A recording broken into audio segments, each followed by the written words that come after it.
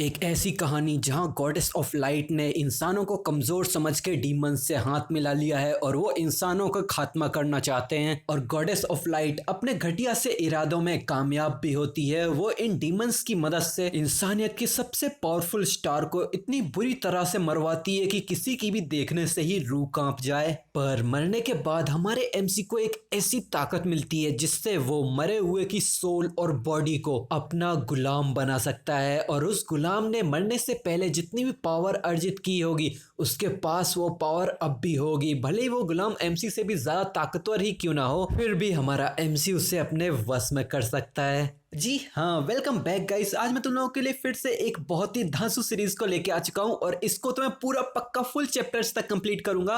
अब मैं जानता हूँ कि मैंने हर सीरीज के बारे में ऐसा बोला है, पर इसको तो पक्का पक्का पूरा कंप्लीट करूंगा मैं। ठीक है, तो अब बिना टाइम वेस्ट किए चलो शुरू करते हैं आज की हमारी ये नई कहानी। कहानी की शुरुआत में कोई बहुत ज्यादा खून की उल्टियां कर रहा है। उसकी जादुई छड़ी बिल्कुल टूटने की कगार पे आ चुकी है और इस छड़ी का ओनर वो भी अब मरने की कगार पे है। इसका नाम है यांग क्वेन। इसे प्रीस्ट ऑफ लाइट भी कहा जाता है। उसे अपनी जिंदगी के आखिरी पलों में भी इस सीन पर भरोसा नहीं हो रहा। वो कहता है क्यों, आखिर ऐसा क्यों हो रहा है। वो चिल्लाते हुए अपने सामने वालों से कहता है एक एंजल जो लाइट को सर्व करती है उन्होंने डीमन से हाथ क्यों मिला लिया। फिर हमें इसके सामने दिखाते हैं एक डीमन, वो भी अपने दांत फाड़ के हंस रहा है। उसी के पीछे एक एंजल जिसे गॉडेस ऑफ लाइट कैथेलियन कहा जाता है। इसी के बगल में ये डीमन किंग, इसका नाम है तेग्मा।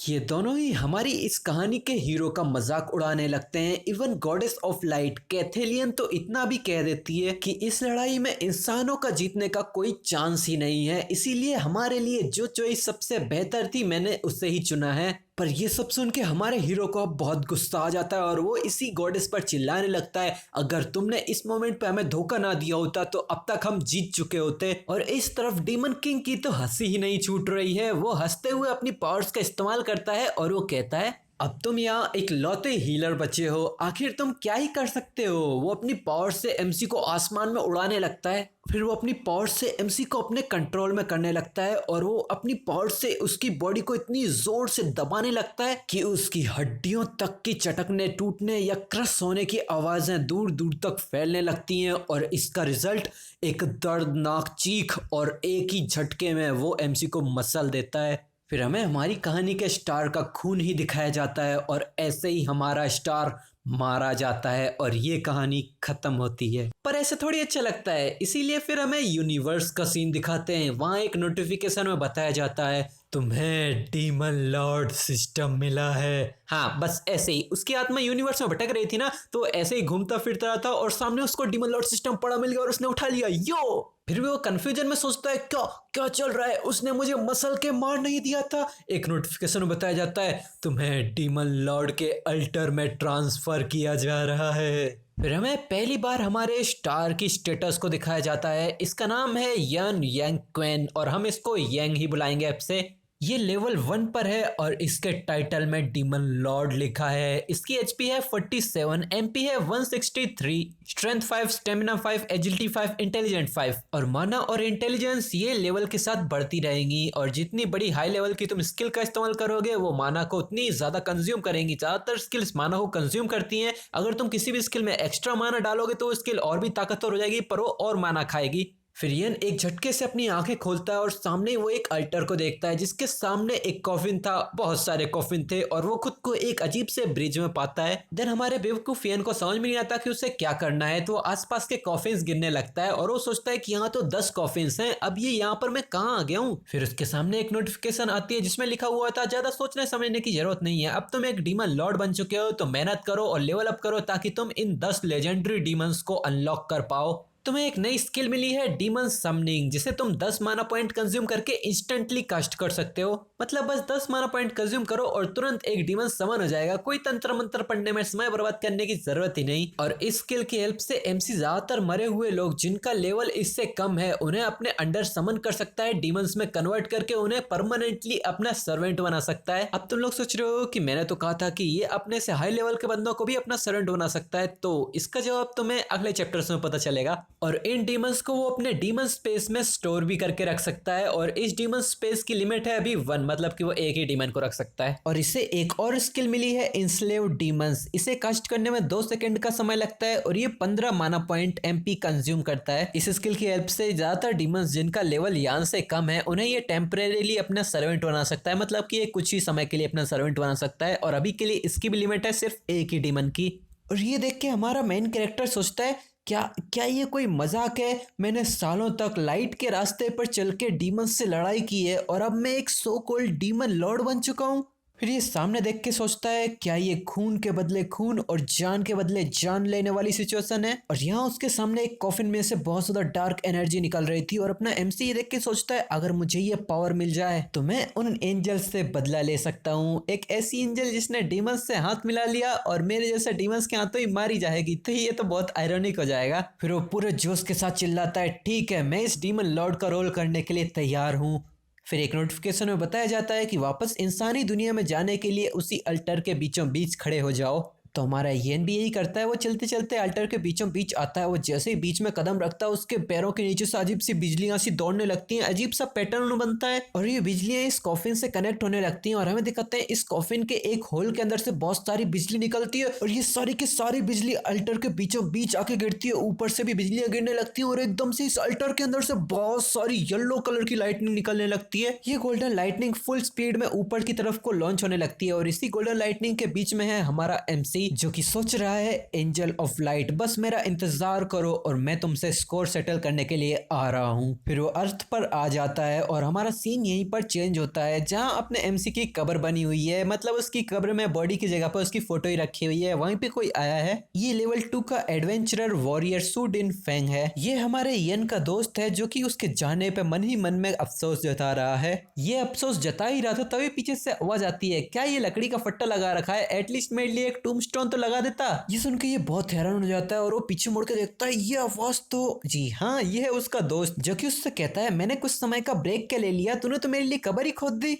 और एमसी को जिंदा सही सलामत उसके सामने देख के इसके मुंह से तो उसकी लॉलीपॉप ही गिर जाती है और वो सोचता है डैम इट ये तो सच में ये नहीं है। और वो इधर घूम घाम के ऐसे ही देखने लग जाता है एमसी को। तो एमसी कहता है अरे मैं रियली हूँ। ये देख के तो वो बिल्कुल रोने से लग जाता है और वो कहता है हम सबको तो लगा था कि तुम सच में मर चुके हो और मैं तो तुम्हारी इस कब्र पे बार बार 5 साल से आ रहा हूँ। ये सुन के तो येन भी कंफ्यूज जाता है और वो कहता है क्या 5 साल हो गए, फिर तुम अब भी लेवल 2 पे क्या कर रहे हो? ये सुन के तो उसका दोस्त गुस्से में चिल्लाता है क्या ये अभी राइट पॉइंट है? फिर हमारा सीन चेंज होता है। एक जंगल जैसे इलाकों में एक पहाड़ पे हमें एक एंजल का स्टेचू दिखाया जाता है। इसी पहाड़ के नीचे एक रोड थी जहां हमारे हीरोज बाइक से गुजर रहे थे। तो एमसी पूछता है ये एंजल का स्टेचू वहां कब बन गया? तो उसका दोस्त बताता है फाइनल बैटल के बाद जब एंजल्स ने डीमंस को हरा दिया तो इंसानों ने उनकी पूजा के लिए ये वहां बनाया है। ये सुन के एमसी गुस्से में चिल्लाता है क्या एंजल्स ने डीमंस को हरा दिया, क्या नॉनसेंस बात कर रहे हो? तो उसका दोस्त भी कहता है हाँ तुमने अगर मुझे सच नहीं बताया होता तो मैंने भी उन एंजल्स की झूठ पे भरोसा कर लिया होता, पर इसके बारे में हम बाद में बात करते हैं। अभी तो तुम्हारे रिटर्न की सेलिब्रेशन करते हैं। मेन स्ट्रीट पे एक नया रेस्टोरेंट खुला है, चलो मैं तुम्हें ट्रीट करता हूँ। पर एमसी बिल्कुल सीरियस अंदाज में कहता है नहीं, पहले सबसे पहले तो मैं अपने कपड़े बदलूंगा और फिर सीधा ही डंजन की तरफ चलेंगे। तो उसका दोस्त कहता है ठीक है जहां तुम बोलो, पर पहले मुझे थोड़ा कैश की जरूरत पड़ेगी। तो एमसी इससे कंफ्यूज जाता है। तो उसका दोस्त बताता है वेल 5 साल में बहुत सी चीजें बदल गई हैं। फिर ये लोग डंजन के एंट्रेंस गेट पे आ जाते हैं जहां पर अपने एमसी चिल्ला रहा होता है व्हाट द हेल, अब मुझे डंजन्स में जाने के लिए पे करना पड़ेगा। फिर वो इस डंजन का कॉन्ट्रैक्ट पढ़ते हुए कहता है कि मुझे लेवल 1 के डंजन में भी इसका टिकट खरीदना पड़ेगा, वो भी 10,000 गोल्ड में, प्लस मुझे इसका 80% यहाँ कट भी देना पड़ेगा। ये तो सीधा सीधा रॉबरी है। तो इसके सामने वाला मोटा डिक हेड बंदा कहता है रॉबरी, क्या बकवास कर रहे हो, पिछले 5 साल से यही नियम है, क्या तुमने खुद के बारे में सोचा है कभी? क्या पिछले 5 साल में कभी तुम्हारी इनकम बढ़ी है? क्या तुमने डंजन्स को सीरियसली फार्मिंग की भी है? अब ये बेइज्जती सुन के यन तो बहुत गुस्सा हो जाता है और वो गुस्से में इस पे चिल्लाने लग जाता है तू कद्दू ये शकल के 1 मिनट रुक, अभी तेरी शकल फोड़ता हूँ। यहाँ उसका दोस्त उसको बचाने लगता है ए शांत हो जा, यहाँ बहुत ही बड़े गार्ड्स वार्ड्स हैं, यहाँ पे शांत हो, फाइट मत ले। फिर हमें बताया जाता है कि हजारों सालों तक इंसान और डीमंस की फाइट में करते करते इंसानों ने फाइनली मॉन्स्टर्स को डंजन में जाने के लिए फोर्स कर दिया और एक ग्रैंड मेज लेलिया ने डंजन की एंट्रेंस को सील कर दिया। पर समय के साथ साथ ये सील कमजोर होने लगी और मॉन्स्टर्स किसी भी समय इंसानी दुनिया पे हमला करने के लिए बाहर आने लगे। इसीलिए अनगिनत एडवेंचरस डंजन्स में एंटर करके मॉन्स्टर्स को मारने लगे। हमारा एमसी उसके दोस्त को बताता है कि उस फाइनल बैटल में हमारी पूरी एडवेंचरर की टीम खत्म हो गई और मैं अकेला सर्वाइवर था।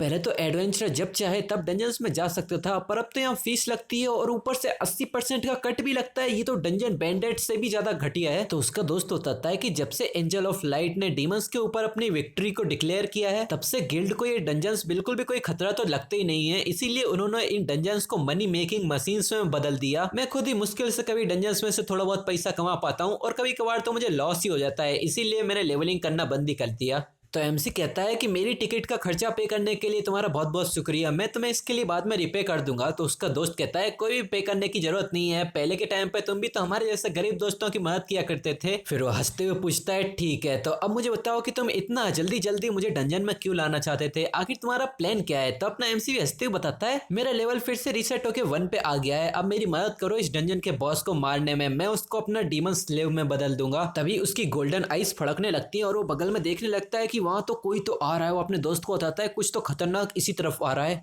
तभी ये लोग भी हैरानी से उस तरफ देखते हैं। गुफा के अंदर से एक जाइंट सा बिच्छू धूल उड़ाते हुए इस तरफ आ रहा होता है। हमें इसके बारे में बताते हैं ये है लेवल 1 का मिनियन, एक जाइंट स्कॉर्पियन। ये देख के उसका दोस्त भी लेवल 1 का स्पेस मैजिक का इस्तेमाल करता है। उसके अंदर से वो एक तलवार और एक सील निकालते हुए कहता है तुम इसकी चिंता मत करो, बस मेरे पीछे रह के एक प्रो के एक्शंस को देखो। और वो अपने हथियार लेके सीधा स्कॉर्पियन पे रश कर देता है और वो तुरंत ही सीधा सामने सामने हमला किए ही जा रहा था। तो स्कॉर्पियन भी अपने हाथों से इसके ऊपर हमला करता है, पर ये उस सील्ड की हेल्प से उसको डिफ्लेक्ट कर देता है और उसके बाद वो सीधा नीचे से निकलता है, अपनी तलवार से उसके नीचे के बॉडी को काटने लगता है और बस ऑलमोस्ट एक ही हमले में उसने इस मॉन्स्टर को मार दिया। ये देख के अपना एमसी सोचता है डिंगफेंग भले ही एक टैंक है, पर उसका लेवल इन मॉन्स्टर से ज्यादा है। तभी एक नोटिफिकेशन आती है, उसमें बताया जाता है कि मॉन्स्टर डिफीट हो गया है, तो तुम्हें 5 एक्सपीरियंस पॉइंट मिलता है। और अपना एमसी जोर से पीछे चिल्लाता है डिंगफेंग मॉब्स को हमला करके इधर लेके आओ, हम एक साथ सबको मारने का काम शुरू करेंगे। और उसके लिए डिंगफेंग भी हाँ कर देता है। फिर बस हमें इस केव में लड़ाइयों की आवाजें आती हैं और एक्सपीरियंस पॉइंट मिलते हुए दिखाया जाता है और हमें बताया जाता है कि स्कॉर्पियन की बहुत सारे मटेरियल्स भी उसे मिले हैं। फिर हमें इन स्कॉर्पियंस की डेड बॉडीज दिखाते हैं। इन्हीं के बगल में 2 दोस्त बात करते हैं। एमसी कहता है कि मैं पहले ही लेवल 2 पे पहुंच गया हूं। तो उसका दोस्त पूछता है कि मेरी रफ्तार कैसी है। तो अपना एमसी कहता है बहुत अच्छे।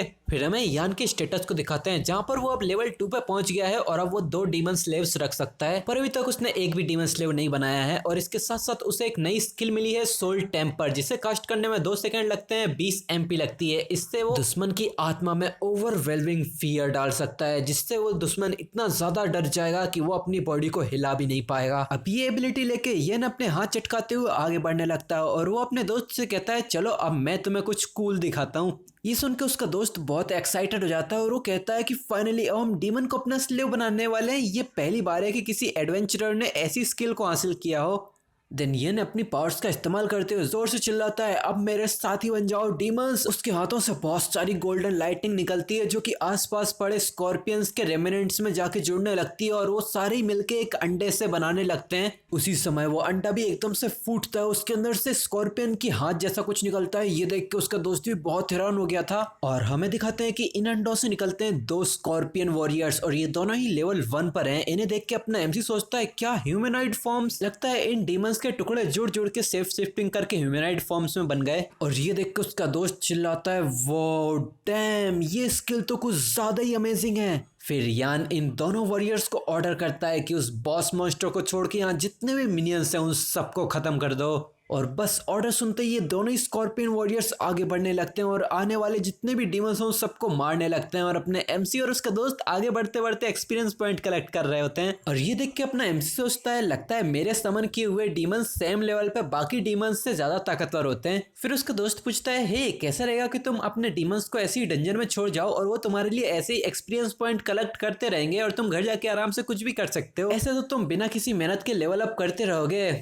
हूं ना मैं एक जीनियस। तो एन कहता है हाँ, जब मुझे ये सिस्टम मिला था तब मैंने भी इस बारे में सोचा था, पर अब ये हर डंजन रन के लिए पैसे लेते हैं, अपना कट भी लेते हैं, ऐसे तो मैं बस पैसे गवाता ही रहूंगा। चिंता मत करो, अभी मेरे पास भी एक प्लान है, तो अभी के लिए बॉस मास्टर को डिफीट करने पे ध्यान दो। और तभी एक चीज अपनी एमसी की तरफ ही उड़ते हुए आती है और हमें दिखाते हैं ये एमसी के डीमन का ही सर होता है। उसका दोस्त घबराते हुए कहता है नो वे, ये डीमन जो अभी मरा है ये तो बटर की तरह कट गया, ये तुम्हारा ही था ना।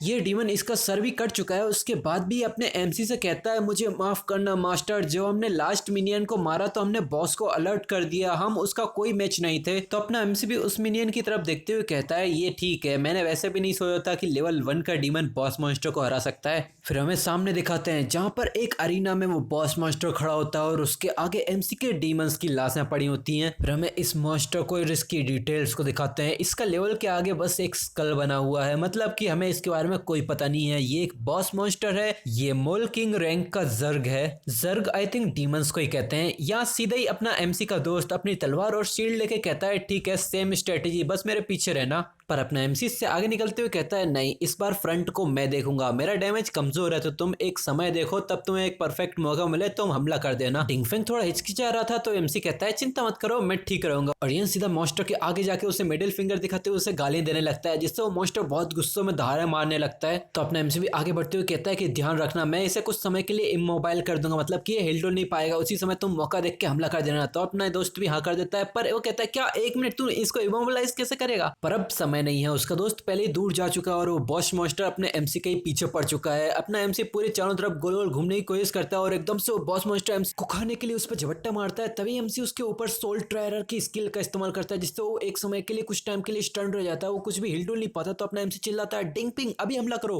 जैसा कि हमने लास्ट एपिसोड में देखा था, गॉडेस ऑफ लाइट ने डीमन किंग्स की मदद से एमसी को मरवा दिया था, पर उसके सिस्टम ने उसे बचा लिया था और अब 5 साल के बाद वो वापस आ चुका है डीमन लॉर्ड बन के उस गॉडेस से बदला लेने। पर उसका लेवल फिर से 0 हो चुका था, तो वो डंजन में गया था लेवल बढ़ाने के लिए और अब वो बॉस मॉन्स्टर से फाइट कर रहा है। यान ने अपनी सोल टेरर स्किल से उस बॉस मॉन्स्टर को कुछ समय के लिए फ्रीज कर दिया था और वो डिंगफेंग को आवाज लगाता है ताकि वो आखिरी हमला कर सके। डिंगफेंग भी उसका इशारा समझते हुए फुल स्पीड में आगे बढ़ता है और सीधा जाके उस बॉस मॉन्स्टर के पिछवाड़े में ही अपनी तलवार घुसा देता है। इस अचानक से हुए हमले की वजह से इस बॉस मॉन्स्टर को इतना ज्यादा दर्द हुआ होता है कि यान की सोल टेरर स्किल भी टूट चुकी होती है और अब तुम दर्द का अंदाजा इसी से लगा सकते हो कि सोल टेरर स्किल भी इस दर्द के सामने कुछ नहीं कर पाई। इस एक ही हमले में मॉन्स्टर नीचे गिर जाता है और वहां एक बहुत ही बड़ा गड्ढा बन चुका था।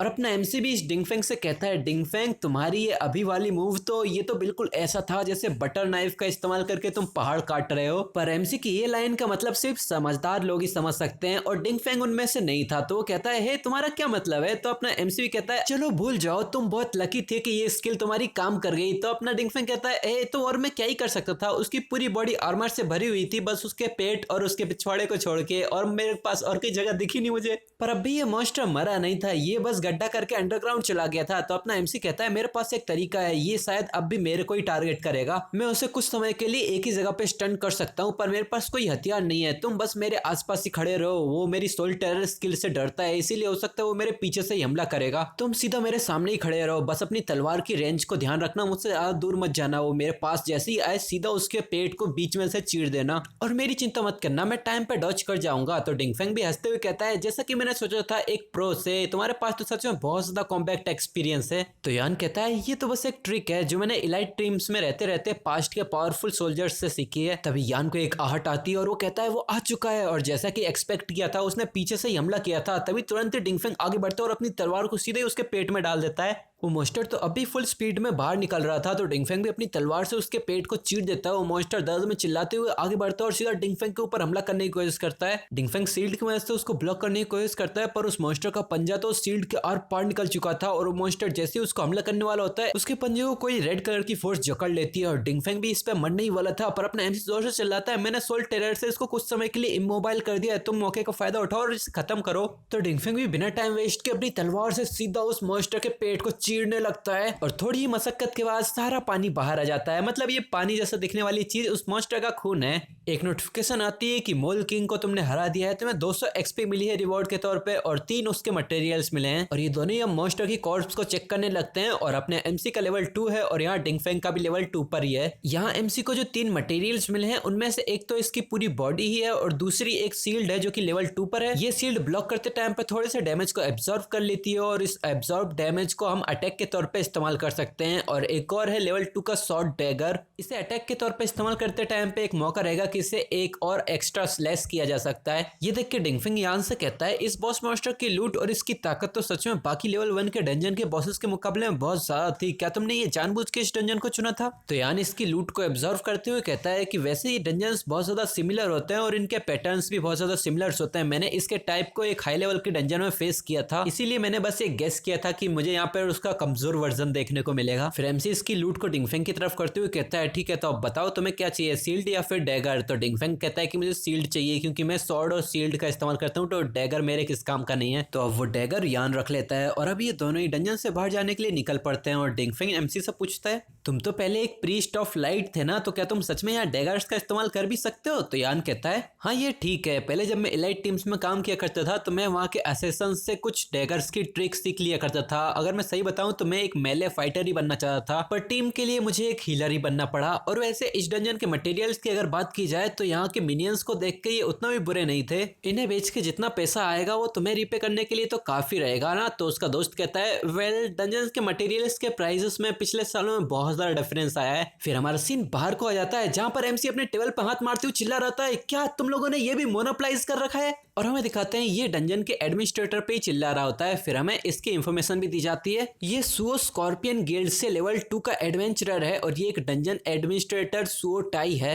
फिर यान कहता है अगर हम तुम्हारे सेट किए हुए प्राइस पे चीजें बेचने लगे तो हम तो सोना मिट्टी के भाव में बेच देंगे। 10,000 की फीस के बाद 80% का कट देने के बावजूद अगर हम ये सब करने लगे तो हम तो पैसा हर रन के बाद खोते ही जाएंगे। पर ये एडमिनिस्ट्रेटर पूरे घमंड के साथ अपनी मोटी बुद्धि का इस्तेमाल करते हुए अपनी मोटी आवाज में कहता है ए चुप कर, तुम्हें हमें थैंक यू बोलना चाहिए कि हम तुम्हें लोएस्ट प्राइस में बेचने का मौका तो दे रहे हैं, वरना तो हम ये सीधा ही तुमसे छीन भी सकते हैं। अगर तुमने फिर से कंप्लेंट की तो हम तो मॉन्स्टर पे कमाए गए तुम्हारे एक्सपीरियंस पॉइंट पे भी टैक्स लगा सकते हैं। ये सुन के तो यान को और भी गुस्सा आ जाता है और वो इसके ऊपर और भी चिल्लाने वाला होता है। तभी उसका दोस्त इसको रोक लेता है और वो कहता है शांत हो जा यान, अभी हम इस गिल्ड को नाराज नहीं कर सकते। पर यहाँ अपना एमसी अपनी क्रिम्सन रेड आइज से कुछ तो देख रहा होता है और वो कहता है ये बंदा तो, और हमें दिखाते हैं कि एमसी को इस एडमिनिस्ट्रेटर के अंदर एक डीमन नजर आ रहा होता है और ये एडमिनिस्ट्रेटर अपने एमसी को एक मिडिल फिंगर दिखाते हुए कहता है क्या क्या घूर रहा है तू हमें? और यान अपने बगल में देखता है तो सारी लोगों की आंखें लाल लाल चमक रही थी और वे सारे के सारी लेवल 1 के वॉरियर्स नजर आ रहे थे। ये देख के एमसी यहाँ से जाने का ही फैसला करता है और वो पीछे के गार्ड इसको और भी ज्यादा टॉन्ट मारने लगते हैं। तभी वो एडमिनिस्ट्रेटर कहता है एक मिनट रुको, तुमने अपने डाउट्स से मेरी कमजोर सी फीलिंग्स को हर्ट किया है तो मेरे इमोशनल डैमेज के कंपनसेशन के तौर पर वो शील्ड यहीं पर रख दो।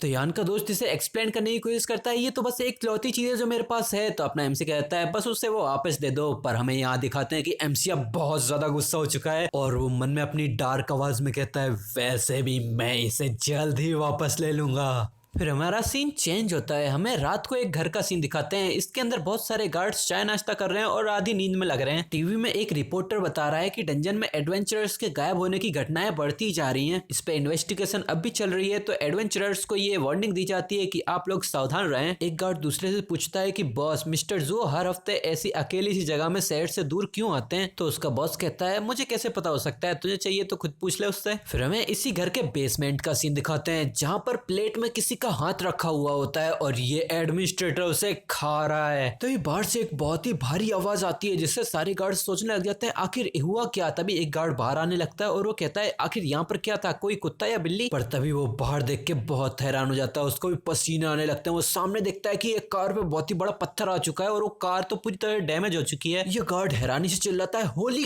क्रैप, आखिर यह क्या हुआ, किसने किया ये? पर तभी इसके पीछे अपना एमसी आ जाता है और ये भी बहुत स्टंड हो जाता है। पर हमें दिखाते हैं कि यहाँ पर अब ये टूटी फूटी हालत में ऐसे आ रहा है कि जैसे इसने बहुत ज्यादा शराब पी ली हुई है। सब लोग चिल्लाने लगते हैं ए क्या हुआ तुझे? पर एक गार्ड नोटिस करता है कि इसके अंदर कुछ तो गड़बड़ हुई है और हमें दिखाया जाता है कि इस गार्ड के ऊपर एमसी ने सोल टेरर का इस्तेमाल किया है और ये गार्ड बस अपनी सुध बुध खोए हुए यहीं पे भटकता जा रहा है। इसे तो पता भी नहीं कि ये अंदर आ चुका है। पर तभी इसके पीछे से अपना एमसी छलांग लगाते हुए उछलता है और एक गार्ड की लात मार के गर्दन तोड़ देता है। दूसरा गार्ड अपनी पावर का इस्तेमाल करके कुछ तो बनाने की कोशिश करता है फायर से, पर तभी ये एक चाकू निकालता है, नीचे वाले गार्ड को खिड़की तोड़ते हुए बाहर फेंक देखता है यहाँ पे दूसरा बंदा अपनी फायर से हमला करने वाला था, पर इसके कुछ करने से पहले अपना एमसी फुल स्पीड में आगे बढ़ता है और इसकी बॉडी पे अजीब से बहुत सारे कट मार के आगे बढ़ जाता है। इसके बावजूद ये गार्ड जिंदा था और ये चिल्ला रहा था मेरा हाथ मेरा हाथ। सब लोग चिल्ला के कहता है मार दो उसे, पर तभी अपना एमसी सोल टेरर का इस्तेमाल करता है। इससे ये गार्ड बिल्कुल ही कंफ्यूज जाता है, इसे कुछ भी समझ में नहीं आता है, बहुत घबराते घबराते अपनी गन निकालता है, पर हमें पता ही क्या होने वाला है। अगले ही पल एमसी के सोल टेरर की वजह से सारे ही गार्ड बेसुध पड़े होते हैं। फिर एमसी एक दरवाजे के बाहर आता है और वो सोचता है कि एक दरवाजे के पीछे से भी मुझे वो ठंडा पापी और फील हो रहा है। फिर वो दरवाजा खोलता है और अंदर जाके कुछ देखता है, जिसे देख के वो बहुत हैरान हो गया था। एक डेड बॉडी जिसका सिर्फ लोअर पार्ट ही बचा है, उसमें से भी खून बहता जा रहा है। बगल में ही बहुत सारी डेड बॉडीज और हड्डियां पड़ी होती हैं, जिनमें से अजीब सा रेड ऑरा निकल रहा है। पास ही में वो डीमन एडमिनिस्ट्रेटर अपना डिनर एंजॉय कर रहा है, पर हमारा मेन कैरेक्टर इससे बिल्कुल भी हैरान नहीं होता। वो नॉर्मल आवाज में कहता है ओ तो तुम जब से यहाँ छुपे हुए हो बिल्कुल एक पैरासाइट की तरह किसी और पे जी रहे हो। पर ये एडमिनिस्ट्रेटर इससे बिल्कुल हैरान नहीं होता और वो भी एकदम स्वैग में जवाब देता है बिल्कुल, और अब मेन्यू में आगे तुम ही हो। पर एमसी नॉर्मली कहता है मैंने तुमसे पहले ही बोला था ना। फिर अपना चाकू निकालते हुए हंसते हुए चिल्लाता है अगर तुम मेरी चीजें लेते हो तो मैं ये सुनिश्चित करता हूँ कि मैं उन्हें वापस ले सकूं। इससे ये भी अब इरिटेट हो जाता है और वो अपने दोनों हाथों में फायर बॉल्स बनाते हुए कहता है बेवकूफ चूहे, मैं तुझे जिंदा ही रोस्ट कर दूंगा और अब बस तू मेरे पेट में पछताता रहेगा। और अब ये मॉन्स्टर अपनी पावर को एक्टिवेट करके सीधे ही दोनों हाथों को आगे करके फायर को आगे भेज देता है, पर अपना एमसी भी सीधा का सीधा इसी तरफ आने लगता है और आसमान में ही गुलाटियां मार के इससे डॉज कर जाता है। ये देख के तो सू भी बहुत हैरान हो जाता है, पर अब इसे कुछ करने का मौका ही नहीं मिलता क्योंकि अब अपना एमसी सीधा इसके सामने आ चुका है और वो डैगर से कंटिन्यूअसली इसके ऊपर हमला करने लगता है। फिर ये बंदा एमसी के हमले खाते खाते सोचता है कि अगर मैं ध्यान से याद करूं तो डंजन में जाते टाइम पे इसने लेवल 1 के हीलर के तौर पर रजिस्टर किया था, फिर ये इतनी फुर्ती के साथ कैसे हिल पा रहा है। पर तभी अचानक से एक और स्लैश इसकी तरफ आने लगता है। ये एमसी के चाकू का ही इफेक्ट है जहां एक एडिशनल अटैक हो रहा है इसके ऊपर। ये हमले इसको लगने ही वाले होते हैं, पर हमें दिखाते हैं ये तो आसमान में ही उड़ने लगता है और फिर ये सोचता है ये तो बहुत क्लोज था, मैं ऑलमोस्ट मरने वाला था। इसे लग रहा था कि अभी इसको कुछ भी नहीं हुआ है, पर हमें दिखाते हैं कि इसकी बॉडी पे बहुत सारे कट आने लगते हैं, इसकी बॉडी से खून निकलने लगता है, ये जोर जोर से चिल्लाने लगता है। पर तभी एमसी भी आसमान में इसके पास जाता है और वो कहता है बहुत अच्छे, तुम फायर का इस्तेमाल कर सकते हो, इवन उड़ भी सकते हो, तुम तो सच में मेरे सर्वेंट बनने के लायक हो। ये सुन के तो अब ये बहुत ज्यादा गुस्सा हो गया था। फिर एकदम से ये अपना मुंह फाड़ता है, इसके अंदर से बहुत ही खतरनाक सा डिमोनिक हाथ निकलता है, बहुत ही डिस्गस्टिंग लग रहा था ये देख के तो अपना यान भी थोड़ा सा स्टन रह गया था, पर वो भी हैरान नहीं होता क्योंकि उसने ये पहले भी देखा था। फिर हमें दिखाते हैं एक बहुत ही बड़ा सा धमाका होता है, पत्थर पत्थर फैलने लगते हैं चारों तरफ। फिर हमें दिखाते हैं अंधेरी रात में चांद के नीचे येलो आंखों में एक खतरनाक डीमन का शैडो, मोटा शरीर, भद्दी सी शकल, उड़ता हुआ सक्यूबस डीमन। अथु तु तु तु, किस कुत्ते ने मेल सक्यूबस डीमन बनाया बे? इसने तो मेरा मुंह अपवित्र कर दिया। रुको मेरे को थोड़ा सा पानी पी के आने दो। अब ठीक है। फिर हमें बताया जाता है ये है लेवल 2 का इलाइट डीमन बर्निंग पोनी। ओ मतलब ये सक्यूबस नहीं है, बस ये उसकी तरह दिख रहा है। फिर से मेरा मुंह खराब हो गया। ओके जोक असाइड, अब ये बंदा उस मोटू की बॉडी छोड़ के ऊपर आसमान में उड़ रहा होता है, उस मोटू की बॉडी नीचे जलने लगती है, अपना एमसी दूर हट जाता है। फिर ये डीमन उस मोटू से बाहर आते हुए कहता है ओह माय, मुझे तो लगा था कि उस कमीने मोटू ने किसी पावरफुल अपोनेंट का सामना किया है, पर ये तो बस एक लेवल 2 का एडवेंचरर है। फिर वो नीचे उस मोटू से कुछ कहने की कोशिश करता है, पर वो देखता है कि वहां तो उसकी बॉडी है ही नहीं, तो ये कहता है उप्स, बाहर आने के चक्कर में मैंने एक्सीडेंटली अपने होस्ट की बॉडी को ही जला दिया। कितना अनोइंग है, अब मुझे फिर से एक नया होस्ट ढूंढना पड़ेगा। ये यहाँ पर बकचोदी कर रहा होता है तो अपना एमसी सोचता है कि ये तो डिस्ट्रैक्टेड है, मुझे थोड़ा जल्दी करना पड़ेगा और अपनी स्पेल को कास्ट करता हूँ इनस्लेव डीमंस। एमसी से टेम्परेरी स्लेव बनाना चाहता था, पर इसको ये बंदा भी नोटिस कर लेता है और ये डीमन एकदम से वहां से हट जाता है और एकदम से इसकी स्पीड बहुत तेज हो जाती है और वो कहता है अरे यार, भले ही मुझे नहीं पता कि तुमने ये कौन सा स्पेल कास्ट किया, पर फिर भी तुम्हारे इतने लॉन्ग कास्टिंग टाइम को देखते हुए मुझे नहीं लगता कि तुम कभी अपने स्पेल से मुझे पकड़ भी पाओगे। और वो एमसी के आसपास फुल स्पीड में भागने लगता है और वो कह रहा था क्या हुआ, तुम्हें अभी से ही पसीने आने लगे? और वो बहुत जोर जोर से हंसते हुए कहता है क्या तुम्हारी आंखें कीप अप नहीं कर पा रही हैं? फिर एक आग का गोला एमसी की तरफ आता है तो एमसी भी जंप करके उसे डॉज कर जाता है, पर हमें नीचे दिखाते हैं नीचे एक बहुत ही बड़ा धमाका हुआ होता है जिससे यहाँ पर बहुत ही ज्यादा आग निकलने लगती है। और ये देख के तो एमसी बहुत हैरान था क्योंकि उसने देखा था कि ये तो लेवल 2 का इलाइट स्पेल था और इसने तो नीचे की सीलिंग को भी तोड़ दिया है और उससे नीचे से बहुत ज्यादा चिल्लाने की आवाजें आने लगती हैं, जिसे देख के वो समझ जाता है कि फर्स्ट फ्लोर पे जितने भी लोग थे वो तो सारे इस आग की वजह से जलने लग गए होंगे। और वो समझ जाता है कि इस छोटी सी जगह में मैं इस डीमन के फायर मैजिक का सामना नहीं कर सकता, मुझे अपना बैटल फील्ड बदलना पड़ेगा। फिर वो एकदम से ऊपर के फ्लोर से भागने लगता है जंगल की तरफ। ये देख के डीमन भी हंसते हुए चिल्लाता है, क्या तुम्हें सच में लगता है जंगल की तरफ जाने से तुम कोई कवर ढूंढ पाओगे? मेरी ये आग कोई ऑर्डिनरी फ्लेम्स नहीं है। और वो फुल स्पीड में एमसी का पीछा करने लगता है और अपनी हेल्प फायर की तारीफें करने लगता है। कहता है कि इसके अंदर कोई स्पेशल बर्न ड्यूरेशन का इफेक्ट है, मतलब अगर ये थोड़ी सी भी तुमसे टच हो गई तो ये कुछ समय तक जलती ही रहेगी, भले ही इसके सामने कुछ भी आ जाए वो राख में बदल दी जाएगी। ऐसा मेरा नहीं, इस डीमन का कहना है। और ये जंगल में आप सांप सीढ़ी खेलते हुए सोचने लगता है, हाँ वो चूहा कहाँ भाग गया।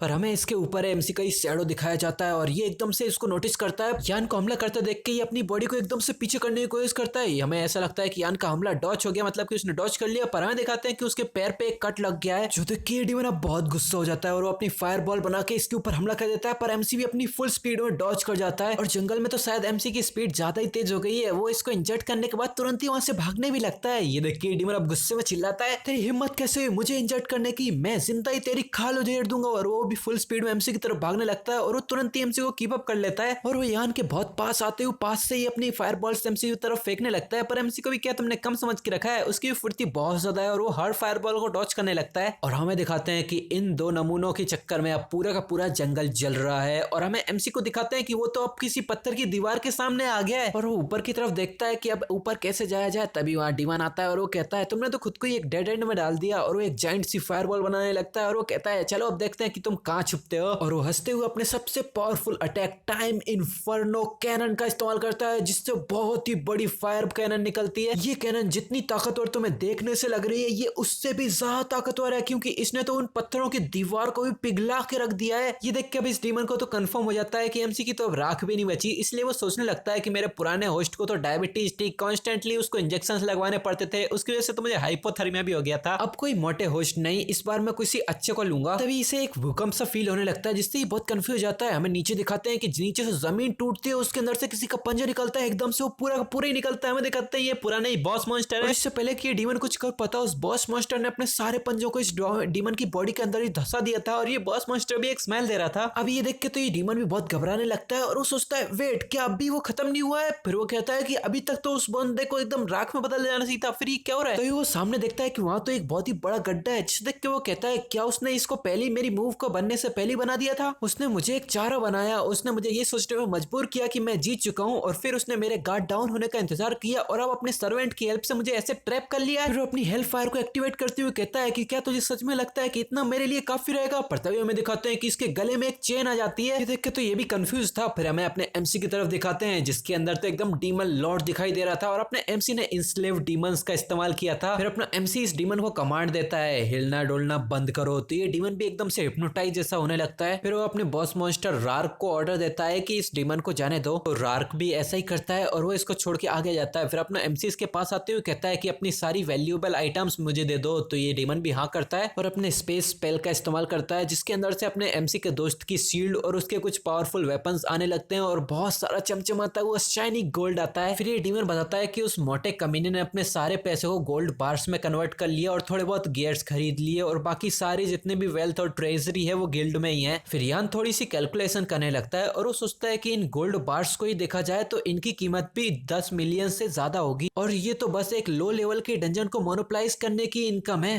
तभी एमसी के हाथ की चेन टूट जाती है और एक नोटिफिकेशन आती है, वार्निंग, इस डीमन ने इंस्लेवमेंट को ऑलमोस्ट तोड़ ही दिया है। फिर ये डीमन हाथ में फायरबॉल बना के एमसी के ऊपर शूट कर देता है, पर अपना एमसी वो तो तुरंत ही नीचे झुक जाता है, जिससे वो फायरबॉल तो मिस हो जाती है। पर अपना एमसी मौका नहीं छोड़ता और अपना चाकू से सीधा उस डीमन की गर्दन ही अलग कर देता है और ये सब कुछ 1 सेकेंड के अंदर ही अंदर हुआ होता है। फिर एमसी को एक नोटिफिकेशन आती है, तुमने लेवल 2 का बर्नर पोनी डीमन को मारा है, तुम्हें 300 एक्सपीरियंस पॉइंट मिले हैं, अब तुम लेवल 3 पर पहुंच चुके हो। फिर एक नोटिफिकेशन में एमसी के बारे में बताया जाता है कि उसे एक नई स्किल मिली है, लॉर्ड्स प्रिविलेज। ये एक पैसिव स्किल है, मतलब ये स्किल हमेशा एक्टिवेट ही रहेगी। इस स्किल के इफेक्ट के तौर पे कुछ फर्क नहीं पड़ेगा कि भले ये डीमंस कहां पर हैं और कैसे एक्सपी गेन कर रहा है, सेम अमाउंट ऑफ एक्सपी तुम्हें भी मिलेगी। और एक एडिशनल इफेक्ट के तौर पे तुम अपने सर्वेंट्स की स्किल को उन मुझसे भी बेहतर तरीके से समझ पाओगे। फिर यान इस डीमन के कटे हुए सर की तरफ देखता है और अपने पावर्स को एक्टिवेट करते हुए अपनी डार्क आवाज में कहता है कि अपनी लॉयल्टी की कसम खाओ डीमन। और बस थोड़ी देर तक अपने ऑरा का फ्लेक्स करने के बाद एक नोटिफिकेशन आती है कि तुम्हारे डीमन स्पेस में अब 2 डीमंस हो चुके हैं। फिर वो डीमन को अपने डीमन स्पेस से बाहर निकालता है, जहां से बाहर आते ही ये तुरंत ही नीचे झुक जाता है और अपना एमसी देखता है कि इसका लेवल 3 हो चुका है। तो वो सोचता है इसका लेवल तो मेरे जितना ही हो गया है, तो मतलब मुझे किसी भी डीमन को शुरुआत से ट्रेन करने की जरूरत ही नहीं पड़ेगी। फिर ये डीमन झुकते हुए कहता है आपके क्या ऑर्डर्स हैं मेरे महाराज। तो यान मुट्ठी बनाते हुए कहता है कि अभी लो लेवल के डंजन्स तो किसी भी आड़ी टेढ़ी गिल्ड ने कब्जे में करके रखे हैं, तो हमारी पहली प्रायोरिटी होगी कि अभी बचे कुछ अनरजिस्टर्ड डंजन्स का पता लगाओ और मुझे बताओ कि कहां पर हम जल्द से जल्द लेवल अप कर सकते हैं। फिर हमें एक घर के 2nd फ्लोर का सीन दिखाते हैं, जहां पर डिलीवरी बॉय आके रिंग बजा रहा है। तो वहां से डिंगफेंग निकलता है और वो कहता है हेलो। तो वहां पे डिलीवरी बॉय कहता है तुम्हारी डिलीवरी आई है। डिंगफेंग कहता है मैंने तो रिसेंटली कुछ नहीं मंगाया, पर राम राम जपना और मुफ्त का माल अपना। तो डिंगफेंग भी इस डिलीवरी को ले लेता है और अंदर आके फाड़ने लगता है और वो कहता है क्या ये तो मैंने कुछ नहीं मंगाया, फिर ये इतना बड़ा और हैवी चीज क्या है? क्या कोई ईंटें भेज के मेरे ऊपर प्रैंक करने की कोशिश तो नहीं कर रहा? पर जब वो इसको खोलता है तो वहां पर उसी की जाइंट चमचमाती हुई शील्ड रखी है और उसके बगल में बहुत सारे गोल्ड बार्स भी रखे हुए हैं। और यहाँ अपने यान ने एक लेटर भी भेजा हुआ होता है, इसमें लिखा था कि तुम्हारी शील्ड तुम्हारे लिए रिकवर हो चुकी है और यहाँ पर इतने सारे गोल्ड बार हैं तो सारी चैरिटी में खत्म मत कर देना, कुछ अपने लिए भी बचा के रखो और कभी डंजन में जाने का मन हुआ तो मुझे तुरंत ही कॉल कर देना। और अपना डिंगफेंग भी इससे बहुत खुश हो जाता है। वो अपनी शील्ड को चेक करते हुए कहता है कि उस मोटू से इसने कैसे अपनी शील्ड को वापस ले लिया। और वो गोल्ड बार को देख के तो बहुत ज्यादा अमेज हो जाता है और वो कहता है वाह इतनी बड़ी गोल्ड बार को हाथ में लेना तो ये मेरा पहली बार है। और वो घर के अंदर ही अंदर चिल्ला रहा आता है ऑसम मैं अमीर हो गया। यहाँ डिलीवरी बॉय खड़ा होता है और अपने माइंड टू माइंड टेलीपैथी से अपने एमसी से कहता है महाराज आपकी डिलीवरी को मैंने डिलीवर कर दिया है। और अब हमें इस डिलीवरी बॉय का फिर से इंट्रोडक्शन किया जाता है। यह लेवल 3 का डीमन मिनियन और इसका नाम हो गया है पॉनी। यान पॉनी का मैसेज लेकर टेलीपैथी के थ्रू ही कहता है गुड, पर क्या तुम श्योर हो कि ये तुमने मुझे जो एड्रेस दिया है ये सही है? क्या ये कोई लाइट ऑफ गॉड का टेम्पल नहीं है? इस जगह को मुझे रिकमेंड करने का क्या ही रीजन है? तो वहां से पॉनी कहता है लाइट एंजल्स की पावर बहुत सारे छोटे बड़े टेम्पल से ही आती है, इनमें से एक को तोड़ने से उनकी पावर थोड़ी सी कम हो जाती है। तो यान भी अब टेम्पल के अंदर आने लगता है और वो कहता है ठीक है यही है ना। फिर वो अपने यार्क से कहता है मतलब कि ये उसके छोटे से मॉन्स्टर का ही नाम है। वो कहता है कि यहीं पे ही बाहर अपने स्टेल्थ मोड में ही रहना, मैं अंदर जाके देखता हूँ, अगर मुझे तुम्हारी जरूरत पड़ी तो मैं तुम्हें फिर से समन कर लूंगा। फिर हमें एमसी और डीमन पॉनी की कल जहाँ लड़ाई हुई थी उसी जगह का सीन दिखाते हैं, जहाँ पर चारों तरफ बस तबाही तबाही सी हो रखी है। एक सूट वूट पहने एक जवान इंसान कहता है कि मेरा भाई कहाँ है, जल्दी ढूंढो उसे। फिर हमें इस बंदे को इंट्रोड्यूस किया जाता है, ये लेवल 3 का एडवेंचरर है सू स्कॉर्पियन गिल्ड से। उस गिल्ड में भी ये मैनेजमेंट हेड है, इसका नाम है सू टोंग। इसके सामने ही एक बंदा खड़ा था जो कि गार्ड जैसा लग रहा था। वो कहता है नहीं हमें वो कहीं नहीं मिला, सब कुछ यहाँ जल के राख बन चुका है। फिर वो बगल में हुई इस तबाही की तरफ इशारा करते हुए कहता है ये एक टाइप है टाइम एट्रीब्यूट फायर का, मैंने तो ऐसा कुछ कभी देखा भी नहीं। रजिस्ट्री में जितने भी लो लेवल एडवेंचरर्स हैं उनमें से कोई भी इस मैजिक का इस्तेमाल नहीं कर सकता। तो ये बंदा कहता है ठीक है तो सबको इंटेरोगेट करो, एक एक को इन्वेस्टिगेट करो जिसने उस नाइट को रजिस्टर किया था। फिर वो गुस्से में दांत पीसते हुए कहता है कि सबसे इंपॉर्टेंट चीज तुम किसी भी मेथड का इस्तेमाल करो, बस पता लगाओ कि उस 10 मिलियन के गोल्ड के साथ क्या हुआ। जो मर चुके हैं वो मर चुके हैं, पर मनी ही सबसे ज्यादा मैटर करती है। अगर एंजल्स को पता चला कि हमने ऐसे ही केयरलेसली इतनी बड़ी कीमत को चुरा लेने दिया है तो वो हम पर कभी एहसान नहीं करेंगी। फिर हमें एक नाइट को दिखाते हैं जिसकी तलवार टूट चुकी है, वो अपने घुटनों पे आ चुका है और हमें बताया जाता है ये लेवल 3 का करप्टेड लाइट नाइट है। इससे हमारे यान को 18 एक्सपी पॉइंट मिले हैं और इसके आसपास ऐसे ही और भी करप्टेड नाइट्स हैं। फिर अपना एमसी मास्क उतारता है और वो कहता है तुम लोग पहले लाइट फैक्शन से बिलोंग करते थे पर अब तुम करप्ट हो चुके हो, तो मैं तुम्हें एक मौका देता हूँ, अपने वेपन्स को नीचे रख दो और सरेंडर कर दो।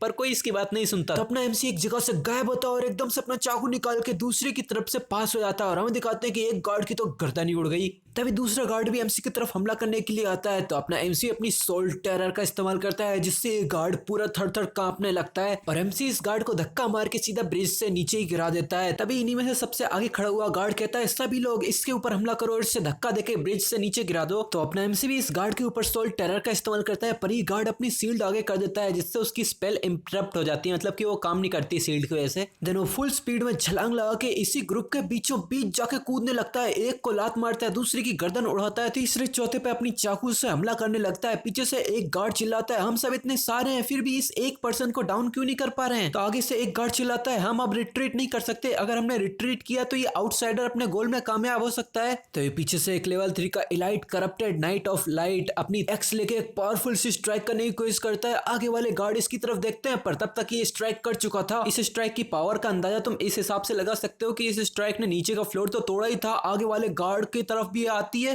1 2 3 नहीं 4 5 आगे जितने भी गार्ड होते हैं, आगे इतना बड़ा ब्रिज होता है, पूरे के पूरे गार्ड्स ब्रिज पे आने वाले जितने भी लोग थे सबको खत्म कर देती है। इस तबाही के बावजूद ये ब्रिज अब भी सही सलामत था, बस इसमें एक बहुत ही बड़ा गड्ढा बन चुका था। इस नाइट को लगता है कि इसमें तो अपना एमसी मारा ही गया होगा, पर तभी धुएं में से आगे आवाज आती है, मुझसे सामना करने के लिए तुमने अपने टीममेट्स को इतना कैजुअली मार दिया, तुम तो पॉनी से भी ज्यादा डीमंस की तरह हो। फिर हमें दूसरी तरफ बेचारे पॉनी को दिखाते हैं जो कि डंजन में एक्सप्लोर करने की तैयारी कर रहा था। तभी उसे छींक आने लगती है तो वो सोचता है अबे मरने के बाद कौन गांडू मुझे गालियां दे रहा है। तो दूसरी तरफ हमें गांडू को दिखाते हैं, आई मीन एमसी को दिखाते हैं, जो कि कहता है कि ये तो बहुत अच्छा है कि मेरे रार्क के पास एक शील्ड है जिसने मुझे बचा लिया। तो रार्क भी गुरुर गुरुर करके कुछ कहता है, तो अपना एमसी इसको ट्रांसलेट करता है। वो इस नाइट की तरफ मिडिल फिंगर करते हुए कहता है कि मेरे लार्क ने कहा कि तुमसे मुझे बहुत घिन आ रही है। तो बदले में वो नाइट अपनी एक्स लेते हुए कहता है, तू पिद्दी एडवेंचरर और घटिया डेमन, मैं तुम्हें इस सीक्रेट प्लेस में कदम रखने के लिए भी रिग्रेट कराऊंगा। वो एकदम से अपनी एक्स उठाता है और बहुत ही तेजी से एक स्विंग करता है और हमें एक गर्दन उड़ती हुई दिखाई देती है। वो गर्दन किसी दूसरे बंदे के पास जाके गिरती है, जिसे देख के वो बहुत हैरान हो जाता है। पर तभी इसी बंदे के ऊपर भी एक शैडो गिरती है, तो ये भी अपनी कांपती आवाज में कहता है, प्लीज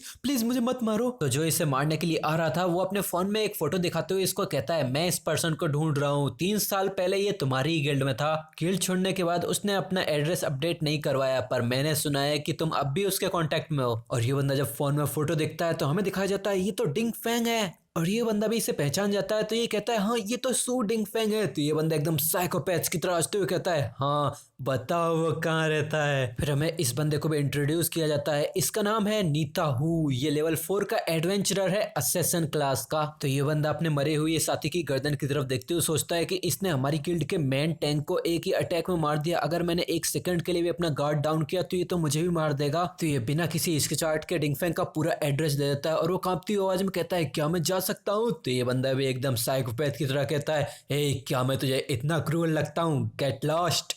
बस इतना सुनने की देरी थी, ये बंदा आओ देखे ना था फुल स्पीड में यहाँ से भागने लगता है। फिर ये भी साइकोपैथ की तरह कहता है, मैं तो मजाक कर रहा था। फिर ये मैजिक ब्लेड हिडन हार्ट का इस्तेमाल करता है, किसी तरह का हिडन मैजिक है जिससे एक बहुत ही पावरफुल सा फोर्स निकलता है। इसकी वजह से इस बंदे का हाथ पैर भी थोड़े से उछलने लगते हैं, पर इससे कुछ नहीं होता, बहुत सारा खून निकलता है। पर ये बंदा तो अब भी भाग रहा है, पर हमें दिखाते हैं कि इसे बिना पता चले इसकी बॉडी बीच से ही कट चुकी है और बस कुछ कदम चलने के बाद ये 2 भागों में बट जाता है। और ये बंदा इसके पास आते हुए कहता है, अब अगला शिकार। फिर हमारा सीन चेंज होकर डिंगफेंग के घर पे आ जाता है, जहाँ पर कोई नॉक नॉक करता है तो अपना डिंगफेंग इससे और कंफ्यूज जाता है। फिर वो जाके दरवाजा खोलता है और कहता है, हेलो एक और डिलीवरी। और हमें सामने दिखाते हैं कि वो असैसिन तो खुद सामने आ चुका है और वो हंसते हुए कहता है, हेलो क्या तुम ही सू डिंगफेंग हो। फिर हमारा सीन चेंज होता है, हमें खुले आसमान के नीचे एक चमचमाता हुआ सोने का थ्रोन दिखाया जाता है जिसपे नाइट बैठा हुआ है और सामने ही वो नाइट देखता है कि दरवाजे पे किसी इंसान का शेडो है, जिस देख के वो बहुत हैरान हो जाता है। वो थोड़ा इंटेरोगेट करने की कोशिश करता है तो वो सामने देखता है कि वो लेवल 4 का यान है जो कि हाथों में चक्कू लिए अंदर आ रहा है। तो ये नाइट कहता है, हे तुम्हारे जैसा कीड़ा अंदर कैसे आया, बाहर के नाइट क्या सो रहे हैं। तो यान को भी हीरोपंती छूटने लगती है और वो भी मजाकिया मूड में आते हुए कहता है, क्या बाहर के नाइट, अरे हाँ। फिर वो अपनी इन्वेंट्री में हाथ डालता है, वहां से कुछ निकालते हुए सीधा इस नाइट की तरफ फेंक देता है और वो कहता है, क्या तुम इसके बारे में बात कर रहे हो। और हमें दिखाते हैं कि ये वही नाइट का सर होता है और वो कहता है, वेल ये सच में सो तो रहा है पर अफसोस ये कभी जागेगा नहीं। देन ये नाइट का सर देखते हुए सोचता है कि इसने लेवल 3 के इलाइट को मार दिया पर इसकी बॉडी पे तो एक स्क्रैच भी नहीं है। तो वो कहता है कि लगता है कि तुम किसी एवरेज कीड़े से थोड़े से ज्यादा टफ हो। फिर वो इन्वेंट्री से अपनी तलवार निकालते हुए कहता है कि पर तुम्हें अंदाजा भी नहीं है कि तुम अब किसका सामना कर रहे हो।